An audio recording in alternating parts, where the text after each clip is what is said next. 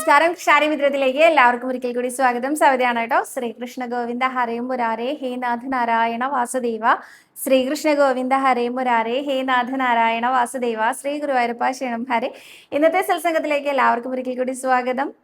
ഇന്നും ശ്രീ ഗുരുവായൂരപ്പന്റെ ദിവ്യ അനുഗ്രഹം കൊണ്ട് നിങ്ങളുടെ മുമ്പിലേക്ക് സത്സംഗവുമായിട്ട് വരാൻ സാധിച്ചു. നമുക്ക് എല്ലാവർക്കും ഒരു 20 മിനിറ്റ് നേരം ഗുരുവായൂരപ്പനെ അനുസ്മരിക്കാനുള്ള ഒരു അനുവാദം തന്ന ഭഗവാന്റെ മുമ്പിൽ അനന്തകോടി നമസ്കാരം പറയുന്നു. അപ്പം കൃഷ്ണപാദ മനുഷ്യം ഹൃദി ഭാവയാമി, ഹരി കൃഷ്ണപാദ മനുഷ്യം ഹൃദി ഭാവയാമി. ഇന്നത്തെ ചോദ്യത്തിലേക്ക് കിടക്കാം അല്ലേ. ഇന്ന് ആദ്യം ചോദിച്ചിരിക്കുന്നത് രജനി മോഹൻ എന്ന ഭക്തയാണ്. കേളിക്കൈ വഴിപാട് റെസിപ്റ്റ് ആക്കിയാൽ എവിടെയാണ് നമ്മൾ കൊടുക്കേണ്ടതെന്ന് പറയാമോ എന്നാണ്. കേളിക്കൈ വഴിപാടിന് പ്രത്യേകിച്ച് ഒരു പ്രസാദവും ലഭ്യമല്ല. അത് അവിടെ നടക്കുന്ന ഒരു വാദ്യഘോഷമാണ്. അതുകൊണ്ട് തന്നെ ആ ഷീറ്റ് നമുക്ക് എവിടെയും സമർപ്പിക്കേണ്ടതില്ല. അല്ലെങ്കിൽ നിങ്ങൾക്ക് ഭണ്ഡാരത്തിൻ്റെ മുകളിൽ വെറുതെ വെക്കാം. അത്ര മാത്രമേ ഉള്ളൂ കേട്ടോ. അതിന് നമ്മൾ എവിടെയെങ്കിലും കൊണ്ടുപോയി ആ റെസിപ്റ്റ് കൊടുത്താൽ നമുക്കൊരു പ്രസാദം കിട്ടുക എന്നുള്ള സമ്പ്രദായം ഇല്ല. കേളിക്കൈ വഴിപാട് എന്താണെന്നറിയാത്ത ആളുകൾക്ക് ഗുരുവായൂരപ്പന് ദീപാരാധനയ്ക്ക് ശേഷം കൊടിമരത്തിൻ്റെ ചുവടെയായിട്ട് ഒരു വാദ്യഘോഷം നടക്കാറുണ്ട്. ഏകദേശം ഒരു 5 മുതൽ 10 മിനിറ്റിൻ്റെ ഉള്ളിൽ തീരുന്ന വളരെ ലഘുവായിട്ടുള്ള ഒരു വാദ്യഘോഷമാണ്. ഇതെന്തിനു വേണ്ടിയിട്ടാണ് ഷീട്ടാക്കുന്നത് എന്ന് ചോദിച്ചാൽ ഏതെങ്കിലും ശബ്ദ സംബന്ധമായിട്ടുള്ള അസുഖത്തിനോ അല്ലെങ്കിൽ കേൾവി സംബന്ധമായിട്ടുള്ള അസുഖത്തിനോ വളരെ നല്ലതാണ് കേളിക്കൈ വഴിപാട് ഷീട്ടാക്കുന്നത് എന്നാണ് പൂർവികർ അനുസ്മരിക്കാറുള്ളത് കേട്ടോ. അടുത്തതായിട്ട് ചേന വഴിപാട് ശ്രീകോവിലിനകത്ത് സമർപ്പിക്കാൻ പറ്റുമോ എന്നാണ് ഒരു ഭക്ത ചോദിച്ചിരിക്കുന്നത്. ഭക്തയുടെ പേര് പറയാത്തതിൻ്റെ കാരണം എന്താണെന്ന് വെച്ചാൽ നിങ്ങൾ പറയുന്നതിലുള്ള തെറ്റൊന്ന് എനിക്ക് തിരുത്തി തന്നാൽ കൊള്ളാം എന്ന് ആഗ്രഹമുണ്ട്. അതുകൊണ്ടാണ് കേട്ടോ. അതെന്താണെന്ന് വെച്ചാൽ ശ്രീകോവിലിനകത്ത് പല ആളുകളും പറയാറുണ്ട്, സവിതയെ ഞാൻ ശ്രീകോവിലിൻ്റെ അടുത്ത് വെച്ച് ശ്രീകോവിലിൽ വെച്ച് കണ്ടു എന്ന്. അപ്പൊ ശ്രീകോവിൽ അല്ലെങ്കിൽ ശ്രീലകം എന്ന് പറയുന്നത് ശ്രീ ഗുരുവായൂരപ്പന്റെ ആ ദിവ്യ വിഗ്രഹം ഇരിക്കുന്ന സ്ഥലത്തെ ആണ് നമ്മൾ ശ്രീകോവിൽ എന്ന് പറയുന്നത്. അവിടേക്ക് നമ്മൾക്ക് ഭക്തജനങ്ങൾക്ക് ആർക്കും തന്നെ പ്രവേശനമില്ല. അപ്പൊ ഏത് ക്ഷേത്രത്തിന്റെ ആണെങ്കിലും ശ്രീകോവിൽ ശ്രീലകം എന്നൊക്കെ പറയുന്നത് ആ മൂർത്തി ഇരിക്കുന്ന ആ വിഗ്രഹ പ്രതിഷ്ഠ നടത്തിയിട്ടുള്ള ആ സ്ഥലത്തിന് അവിടേക്ക് ആ ദേവനെ നിവേദ്യം അർപ്പിക്കാനോ ദേവനോ ദേവിക്കോ നിവേദ്യം അർപ്പിക്കാനോ അതുമായി ബന്ധപ്പെട്ട പൂജകൾക്കോ ഉള്ള ആളുകൾക്ക് മാത്രം പ്രവേശനമുള്ള സ്ഥലമാണ്. അതിനെയാണ് ശ്രീകോവിൽ എന്ന് പറയുന്നത്. ബാക്കി അതിൻ്റെ തൊട്ടടുത്ത് നമ്മൾ ഭക്തജനങ്ങൾക്ക് പ്രവേശനമുള്ള സ്ഥലത്തിനെ നാലമ്പലം എന്നാട്ടോ പറയാ. നാലമ്പലം എന്നാണ് പറയാ. നാലമ്പല ദർശനത്തിന്റെ നാലമ്പലം അല്ല കേട്ടോ. ഉള്ളമ്പലം എന്ന് പറയുന്ന ആൾക്കാരുണ്ട്, നാലമ്പലം എന്ന് പറയുന്ന ആൾക്കാരുണ്ട്. നാലമ്പലത്തിനകത്ത് തൊഴുക എന്നാണ് പറയാ. നാലമ്പലത്തിനകത്ത് വെച്ച് കണ്ടു എന്നൊക്കെയാണ് പറയാൻ പറ്റുള്ളൂ. നാലമ്പലം വരെ നമുക്ക് ഭക്തജനങ്ങൾക്ക് പ്രവേശനമുള്ളൂ. ഇനി കൊടിമരത്തിൻ്റെ ചുവടെ ഭണ്ഡാരത്തിൻ്റെ അവിടെ അടിപ്രദക്ഷിണം വെക്കുന്ന അല്ലെങ്കിൽ ഷീട്ടാക്കുന്ന തീർത്ഥവും ചന്ദനവും വാങ്ങുന്ന അയ്യപ്പനെ തൊഴുന്ന എടത്തിരികത്തുകാവിലെ അമ്മയെ തൊഴുന്ന ആ ഭാഗത്തിനെ ചുറ്റമ്പലം എന്നാട്ടോ പറയാം. ചുറ്റമ്പലം എന്നാണ് നമ്മൾ ആ ഭാഗത്തിനെ പറയാം. അപ്പം ഇത് മനസ്സിലായി എന്ന് വിചാരിക്കുന്നു. അമ്പലത്തിലേക്ക് നമ്മൾ ആദ്യം പ്രവേശിക്കുന്ന ആ ഭാഗത്തിനെ ചുറ്റമ്പലം എന്നാണ് പറയുക. അതിനുശേഷം നമ്മൾ അകത്തേക്ക് നാലമ്പലത്തിനകത്തേക്ക് തൊഴുക എന്നാ പറയുക. ഗുരുവായൂരപ്പനെ അകത്ത് കയറി തൊഴുക എന്ന് പറഞ്ഞാൽ അതിനുമുള്ളിലാണ് ശ്രീകോവിൽ അല്ലെങ്കിൽ ശ്രീലകം. ശ്രീകോവിലിൽ സമർപ്പിക്കാൻ നമുക്ക് പറ്റില്ല, നമുക്ക് നാലമ്പലത്തിലാണ് സമർപ്പിക്കാൻ പറ്റുക കേട്ടോ. അപ്പോൾ ഇത് കുറേ പേര് പറയണ കേട്ടതുകൊണ്ടാണ് എനിക്കതൊന്ന് തിരുത്തണം എന്ന് തോന്നിയത് കേട്ടോ. ഞാൻ തിരുത്തുമ്പോൾ നിങ്ങൾക്ക് ബുദ്ധിമുട്ട് തോന്നരുത്. അതുകൊണ്ടാണ് ഞാൻ ആ ഭക്തയുടെ പേര് പറയാത്തത്. ഇനി അവരെ അപമാനിച്ച പോലെ അവർക്ക് തോന്നരുത്. ഞാൻ അങ്ങനെയല്ല ഉദ്ദേശിച്ചത്. ഈ പറഞ്ഞതിലുള്ള ഒരു ചെറിയ മാറ്റം അതാണ് കേട്ടോ ഉദ്ദേശിച്ചത്. ചേന വഴിപാട് നമുക്ക് നാലമ്പലത്തിനകത്ത് സമർപ്പിക്കുന്നതിൽ തെറ്റില്ല. പക്ഷെ കൂടുതൽ പേരും സമർപ്പിക്കാറുള്ളത് ചുറ്റമ്പലത്തിലെ കൊടിമരത്തിൻ്റെ ചോടെ ഭണ്ഡാരത്തിൻ്റെ മുകളിലായിട്ടാണ് കേട്ടോ. അപ്പം അങ്ങനെ സമർപ്പിക്കുന്നതാണ് കൂടുതലും കണ്ടിട്ടുള്ളത്. എന്നാൽ നാലമ്പലത്തിനകത്ത് കൊടുത്തൂടെ ചോദിച്ചാൽ കൊടുക്കുകയൊക്കെ ചെയ്യാൻ അത് നമ്മളുടെ ഇഷ്ടമാണ്. നമുക്ക് പോകാൻ സാധിക്കുന്ന സമയമാണെങ്കിൽ അങ്ങനെ കൊടുത്തോളൂ, അതിൽ വിരോധമൊന്നുമില്ല കേട്ടോ. അടുത്തതായിട്ട് പേരറിയാത്തൊരമ്മ പറഞ്ഞിട്ടുണ്ട്, സവിതയെ പറയാൻ വിഷമമുണ്ട് എന്നാലും പറയാണ്, മക്കളെ കൊണ്ടുള്ള വിഷമം മാറാൻ നാരായണീയത്തിലെ ഏത് ദശകം ചൊല്ലണം എന്നാണ് ചോദിച്ചിരിക്കുന്നത് കേട്ടോ. ഇത് എനിക്ക് തോന്നുന്നു ഒരുവിധം എല്ലാ അമ്മമാരും കടന്നു പോകുന്ന ഒരു സാഹചര്യം തന്നെ ആയിരിക്കാം മക്കളെ കൊണ്ടുള്ള സങ്കടം. പണ്ടുള്ള ആളുകൾ പറയും മക്കളില്ലെങ്കിൽ ഇല്ല എന്നൊരു ദുഃഖം മാത്രമേ ഉള്ളൂ, ഉണ്ടായാൽ അനവധി ദുഃഖങ്ങൾ ഉണ്ടാവുന്നു അല്ലേ? അത് ശരിക്കും ശരിയാണ്. നമ്മൾ ജീവിച്ച് ജീവിച്ച് ജീവിച്ച് അമ്മയായി വന്നാൽ മാത്രമേ നമുക്കത് മനസ്സിലാവുള്ളൂ കേട്ടോ. കുട്ടികളുള്ള ഏത് പ്രായത്തിലുള്ള കുട്ടികൾ എന്നൊന്നുമില്ല. അപ്പോൾ ചെറിയ കുട്ടികളാണെങ്കിൽ അവർക്ക് എന്തെങ്കിലും അസുഖം വന്നാൽ നമുക്ക് മനോവ്യാധിയായി, പിന്നെ അത് മാറണവരെ നമുക്ക് നല്ല സങ്കടമായി. അതല്ല കുറച്ചൊന്നും മുതിർന്ന കുട്ടികളാണെങ്കിൽ അവര് തമ്മിൽ തല്ലൂടുമ്പോൾ നമുക്ക് നല്ല വിഷമം വരും. അയ്യോ എൻ്റെ കുട്ടികൾ എന്താ ഇങ്ങനെ, സഹോദര സ്നേഹമല്ലേ, അങ്ങനെയൊക്കെ തോന്നും. പിന്നെയും കുറച്ച് ഇതായാൽ അവർക്ക് പഠനം ശരിയായില്ലെങ്കിൽ അത്, ജോലി കിട്ടിയില്ലെങ്കിൽ അത്, കല്യാണം കഴിഞ്ഞില്ലെങ്കിൽ അത്, ഇങ്ങനെ ഒരു കുഞ്ഞ് ജനിച്ച ഒരമ്മയായാൽ പിന്നെ നമ്മുടെ മരണം വരെ നമുക്ക് ബുദ്ധിമുട്ടുകളും വിഷമങ്ങളും മനപ്രയാസങ്ങളും ഒക്കെ ഉണ്ടാവും. അത് ചില അമ്മമാർക്ക് വളരെയധികം ഉണ്ടാവും. അതെന്തുകൊണ്ടാണെന്ന് വെച്ചാൽ മക്കളുടെ ദുർനടപ്പ് എന്നുള്ള രീതിയിൽ വരുമ്പോൾ കുറച്ചധികം നമുക്ക് വിഷമം ഉണ്ടാവും കേട്ടോ. പണ്ടാരോ പറഞ്ഞ് ഞാൻ കേട്ടിട്ടുണ്ട്, അങ്ങനെ വിഷമിക്കണമെങ്കിൽ ഏറ്റവും കൂടുതൽ യശോദമ്മ വിഷമിക്കണം എന്ന്.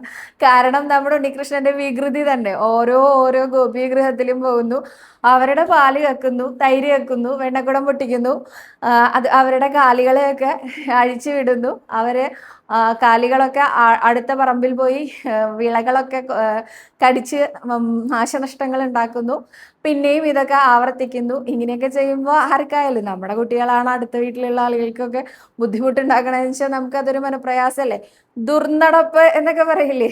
എന്നാൽ യശോദമ്മയ്ക്ക് അത് ചിരിച്ചുകൊണ്ട് എടുക്കാൻ സാധിച്ചത് സാക്ഷാൽ പരബ്രഹ്മമൂർത്തി തന്നെയാണ് വന്നത് എന്നുള്ളത് കൊണ്ടാണ് കേട്ടോ. നമ്മൾ സാധാരണക്കാരാണ്, നമ്മുടെ കുട്ടികൾ സാധാരണക്കാരാണ്. അവർക്ക് എന്തെങ്കിലും ചെറിയ ചെറിയ ചെറിയ തെറ്റുകൾ കണ്ടാൽ തന്നെ, അല്ലെങ്കിൽ സമൂഹം വിമർശിക്കുന്ന രീതിയിൽ അവർ പെരുമാറിയാൽ തന്നെ നമുക്കത് വളരെ ബുദ്ധിമുട്ടുണ്ടാക്കുന്ന കാര്യമാണ് അല്ലേ. ശ്രീ ഗുരുവായൂരപ്പനിൽ സമർപ്പിക്കുക എന്നുള്ളത് തന്നെയാണ് അതിനെ ഏറ്റവും കൂടുതൽ ചെയ്യേണ്ടത്. അത് ഭഗവാന്റെ ബാലലീലകൾ ചൊല്ലി നമസ്കരിച്ചോളൂ. ഭഗവാന്റെ വികൃതിയായിട്ടുള്ള ഭഗവാന്റെ ബാലലീലകൾ ചൊല്ലി നമസ്കരിച്ചോളൂ.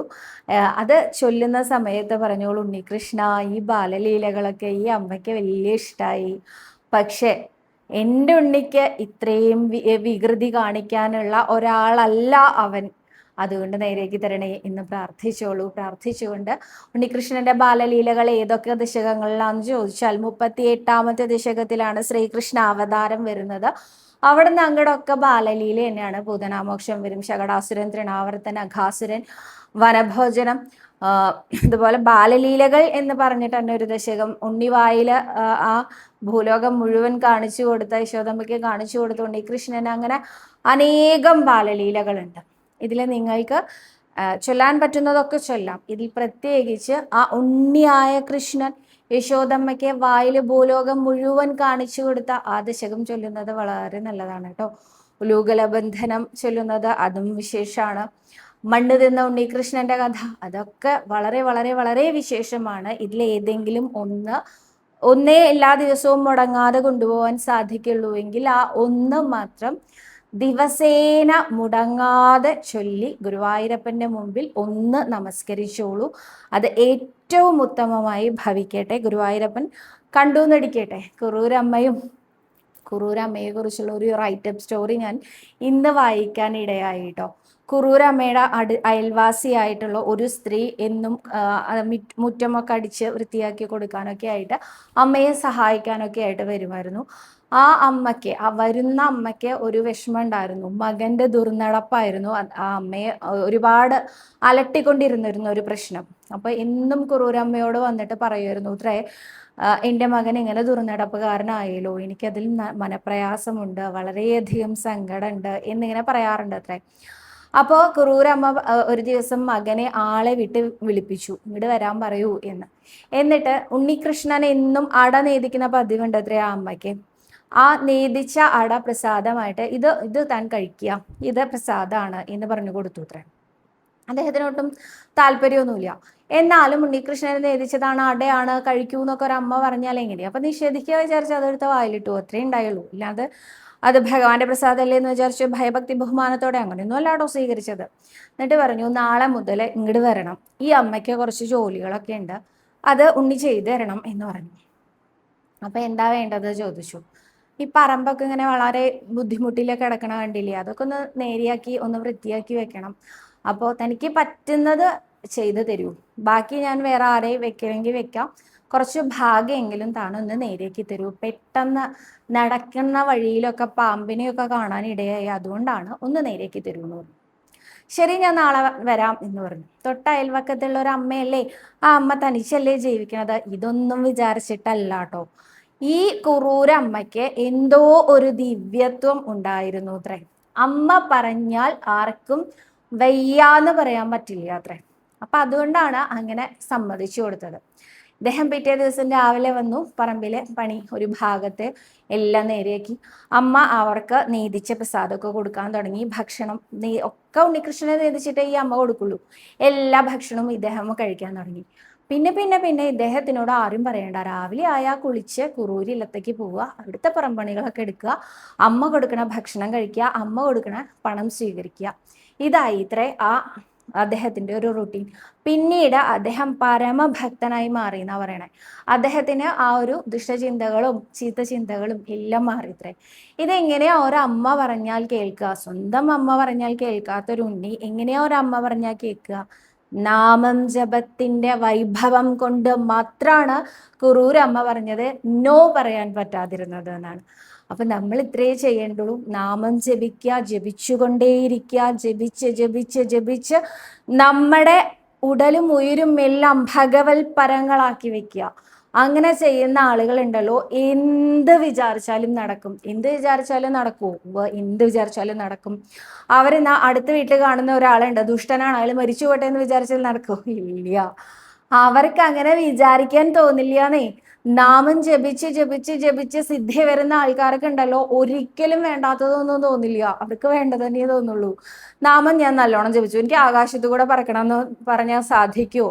അതൊന്നും സാധിക്കാതിരിക്കില്ല കേട്ടോ. പക്ഷെ അങ്ങനെയൊന്നും വിചാരിക്കാൻ തോന്നില്ല എന്നുള്ളതാണ് അതിൻ്റെ ഒരു പ്രത്യേകത. അപ്പോൾ ധൈര്യമായിട്ട് നാമം ജപിച്ചോളൂ. മോഹവിനാശകനായ ഭഗവാൻ നമ്മളെ നല്ല മോഹങ്ങൾ മാത്രം ഉണർത്തി നല്ല രീതിയിൽ മാറ്റം നയിക്കും. അമ്മ ഒരിക്കലും വിഷമിക്കേണ്ട. അമ്മയ്ക്ക് നാരായണീയത്തിലെ ഏതെങ്കിലും ഒരു ദശകം എടുത്ത് ചൊല്ലിക്കോളൂ. ഒപ്പം എപ്പോഴും നാമം ജപിച്ചോളൂ. നമ്മുടെ ഉണ്ണികൃഷ്ണൻ കൂടെ തന്നെ ഉണ്ട്. ആ ഉണ്ണിയെ വിളിച്ചുകൊണ്ട് പറയൂ, എൻ്റെ ഉണ്ണിയും കൂടി നേരെയാക്കി തരണം എന്ന്. അത്രേ വേണ്ടു കേട്ടോ. അടുത്തതായിട്ട്, അപ്പോൾ ഞാൻ ഇന്ന് ഇത്തിരി വിഷമത്തിലാണ്. വിളക്കും ഭഗവാനെയും ഒക്കെ ഒരു ടീപ്പോയിന്മേൽ പേപ്പർ വെച്ചിട്ടാണ് വെക്കാറുണ്ടായിരുന്നത്. വിളക്ക് കത്തിച്ച് കുറച്ചു കഴിഞ്ഞപ്പോൾ പേപ്പറിന് തീ പിടിച്ചു. ഇന്ന് വിളക്ക് കത്തിച്ചത് മകനാണ്. ചിലപ്പോൾ ചിരാത് വെക്കാറുണ്ട്. അത് കണ്ടിട്ടാവണം അവൻ ചിരാതിന് ഒരു മെഴുകുതിരിയാണ് വെച്ചത്. ഭാഗ്യത്തിന് പേപ്പർ വട്ടത്തിൽ കത്തി. അതായത് ലക്ഷ്മി ദേവിയുടെ ഫോട്ടോ ഒക്കെ ഉണ്ടായിരുന്നു.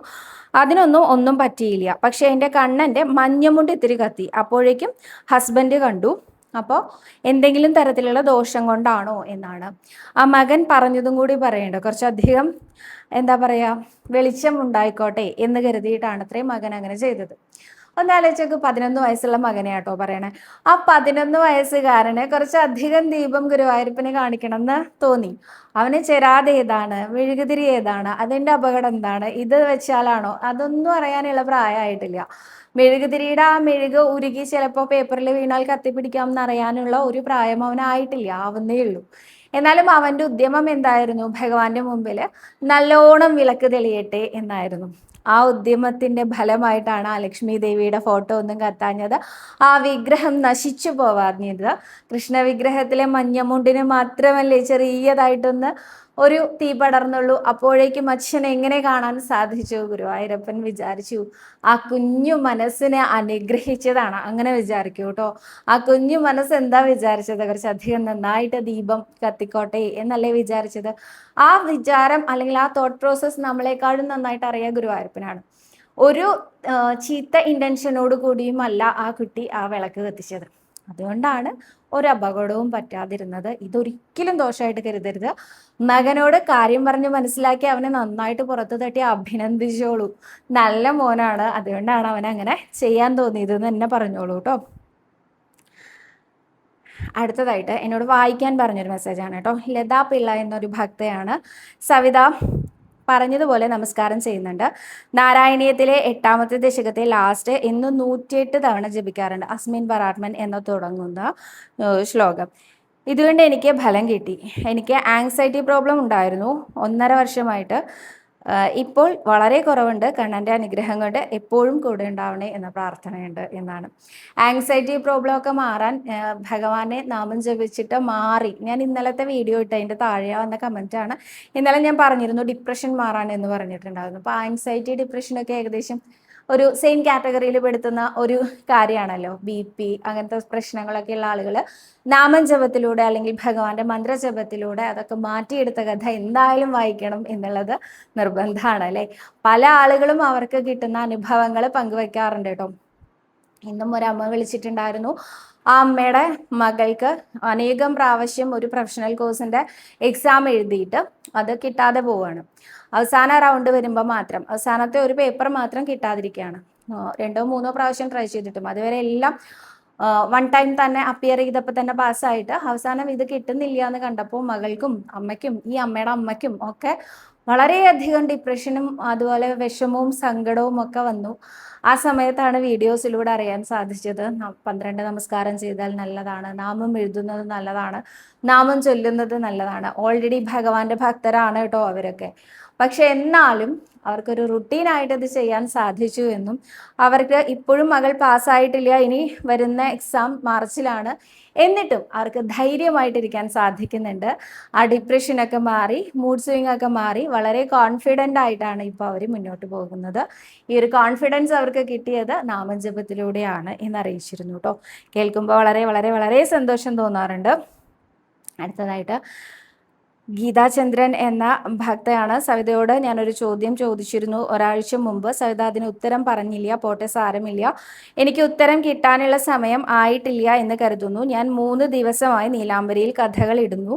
പക്ഷേ എൻ്റെ വലത് കൈയിൽ ഭയങ്കര വേദനയാണ് സവിത. ടെന്നീസ് എൽബോ ആണ് എന്ന് തോന്നുന്നു. അതുകൊണ്ട് ടൈപ്പ് ചെയ്യാൻ ബുദ്ധിമുട്ടുണ്ട്. എന്നാലും എൻ്റെ ആഗ്രഹം കൊണ്ട് ഞാൻ കഥ എഴുതുന്നുണ്ട്. എൻ്റെ കൈ വേദന മാറാൻ ഞാൻ എന്താണ് ചെയ്യേണ്ടത്? ഫിസിയോതെറാപ്പി എല്ലാം ചെയ്യുന്നുണ്ട്, എന്നിട്ടും വേദനയാണ് എന്നാണ് ഗീതാചന്ദ്രൻ എന്ന ഭക്ത ചോദിച്ചിരിക്കുന്നത് കേട്ടോ. എന്താ പറയേണ്ടതെന്ന് അറിയില്ല. കൈവേദന മാറാനായിട്ട് ഗുരുവായൂർ അമ്പലത്തിൽ വന്നിട്ട് കൈ എടുത്ത് വെക്കുക എന്ന വഴിപാട് ആൾരൂപം വഴിപാടിൻ്റെ അവിടെ തന്നെ ഉണ്ട്. അതെന്തായാലും ചെയ്തോളൂ. അപ്പം ഒരാഴ്ച മുമ്പ് ചോദിച്ച ചോദ്യത്തിന് മറുപടി പറഞ്ഞില്ല എന്ന് എഴുതുന്ന സമയം കൊണ്ട് ആ ചോദ്യം എഴുതിയ പോരെ. ഞാൻ കാണാത്തതുണ്ടാവും കേട്ടോ. ഞാൻ മനഃപൂർവ്വം ഇപ്പം എനിക്കൊരു ശീലം കൂടി തുടങ്ങിയിട്ടുണ്ട്.